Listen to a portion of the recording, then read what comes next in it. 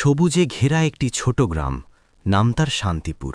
শহরের কোলাহল থেকে বহু দূরে এই গ্রাম যেন প্রকৃতির নিজের হাতে গড়া এক শান্ত স্বপ্ন।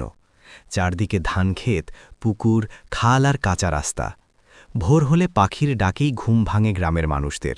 শান্তিপুর গ্রামের মাঝখানে একটি বড় বটগাছ ছিল। সেই গাছের নিচেই বসত গ্রামের মানুষের আড্ডা। সকালবেলা বয়স্করা সেখানে বসে গল্প করত, আর বিকেলে শিশুরা খেলত কানামাছি, দাঁড়িয়া বাঁধা। বটগাছটি যেন গ্রামের প্রাণ ছিল। এই গ্রামে থাকত রবি নামের এক কিশোর। সে খুব গরিব হলেও পড়াশোনায় ছিল ভীষণ ভালো। প্রতিদিন সকালে সে মাইলখানে হেঁটে স্কুলে যেত। বর্ষার সময় কাদামাখা রাস্তায় হেঁটে যাওয়া কষ্টকর হলেও রবির মুখে কখনো বিরক্তি দেখা যেত না। তার স্বপ্ন ছিল বড় হয়ে শিক্ষক হওয়া, যাতে গ্রামের ছেলেমেয়েদের মানুষ করতে পারে।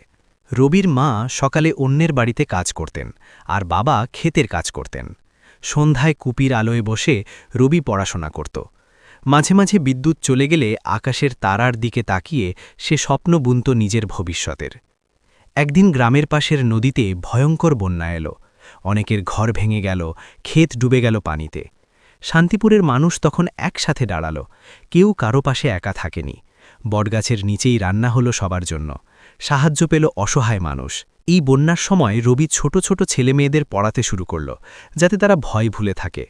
সবাই অবাক হয়ে দেখল ছোট রবির মধ্যে কত বড় মন। বছর কয়েক পর রবি সত্যি শিক্ষক হল। সে শহরে চাকরি পেয়েও গ্রাম ছাড়েনি। শান্তিপুরেই একটি ছোট স্কুল খুলল তার উদ্যোগে। আজ সেই গ্রামের শিশুরা স্বপ্ন দেখতে শিখেছে। শান্তিপুর আজও আগের মতোই শান্ত। বটগাছটি এখনও দাঁড়িয়ে আছে, আর তার ছায়ায় নতুন প্রজন্ম গড়ে উঠছে। এই গ্রাম শুধু একটি জায়গা নয়, এটি ভালোবাসা, একতা আর আশা দিয়ে গড়া এক জীবন্ত গল্প।